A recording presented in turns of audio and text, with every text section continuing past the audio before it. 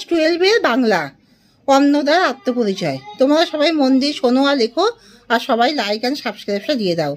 Class 12-এর Bengali অন্নদার আত্মপরিচয়। অন্নদার আত্মপরিচয় কবিতাটি কোন কবিতার, কোন কাব্যের অন্তর্গত? অন্নদার আত্মপরিচয় কবিতাটি কবি ভারতচন্দ্র রায়গুণাকার অন্নদামঙ্গল কাব্যের অন্তর্গত। পাটুনির বাক্যে মাতার হাসিয়া অন্তরে মাতার পরিচয় দাও। মাতা হলেন দেবী অন্নপূর্ণা। জীবনস্বরূপা সে স্বামীর শিরোমণি। এখানে জীবনস্বরূপা বলতে কাকে বোঝানো হয়েছে? এখানে জীবনস্বরূপা বলতে জলের দেবী গঙ্গাকে বোঝানো হয়েছে। সেউতি বলতে কি বোঝো? নৌকা জমা জল ছেঁচে ফেলার জন্য কাঠের চারকোনা বিশিষ্ট পাত্রকে সেউতি বলা হয়। পঞ্চমুখ শব্দের দ্ব্যর্থবোধক দিক নির্দেশ করো।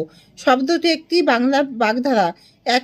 এক অর্থে দুবাক্যে অত্যন্ত মুখর আর অপর অর্থে মহাদেব। মহাদেবের 5খানি মুখ আছে, তাই তার অপর নাম পঞ্চানন। না মরে মরে, না মরে পাষাণ বাপ। পাষাণ বাপটি কে? এখানে পাষাণ বাপ বলতে পর্বতরাজ হিমালয়কে বোঝানো হয়েছে। অভিমানে সমুদ্রেতে ঝাঁপ দিলা ভাই, বক্তার ভাইকে তার সমুদ্রে ঝাঁপ দেওয়ার পৌরাণিক প্রসঙ্গটি বুঝিয়ে বলো। হিমালয় পর্বতের একটি শাখা মৈনাক পর্বত, সেই দিক থেকে বক্তার ভাই বলতে ভগবতী দেবীর ভাই মৈনাক পর্বত।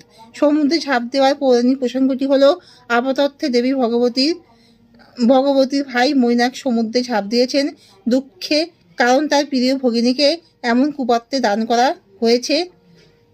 প্রকৃত অর্থে পুরাণে কথিত আছে পূর্বে নাকি পর্বতসময় পাখা ছিল, তার ইচ্ছামতো সমুদ্রে উড়ে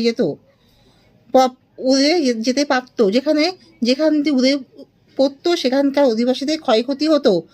তখন দেবরাজ ক্রুদ্ধ হয়ে বজ্রদ্বারায় পর্বতের পক্ষ ছেদ করতে থাকেন, যাতে মৈনাক পর্বত দেবরাজের ভয়ে উড়ে গিয়ে সমুদ্র জলে নিমজ্জিত হলো।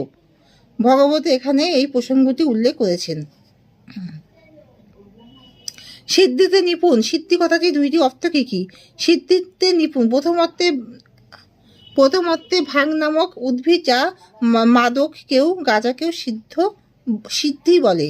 দ্বিতীয় অনিমা লাখিমা ব্যাপ্তি, কমা প্রকাশ্য, কমা মহিমা, কমা ঈশিতা, কমা বসিতা, কমা কায়, কমা কাম বসাইতা, এই অষ্টসিদ্ধি যার করায়ত্ত সেই মহাদেব। কুকথায় পরমুখ কণ্ঠফলা বিষ, কেবল আমার সঙ্গে দ্বন্দ্ব অহর্নিশ। উক্তিটি পঙ্ক্তিদ্বয় দ্ব্যর্থবোধক ভাষায় যে কথা বলা হয়েছে তা বুঝিয়ে বলো। কু শব্দের অর্থ হলো খারাপ এবং অন্য অর্থ পৃথিবী, আর দ্বন্দ্ব শব্দের অর্থ কলহ, আবার অন্য অর্থ হলো মিলন।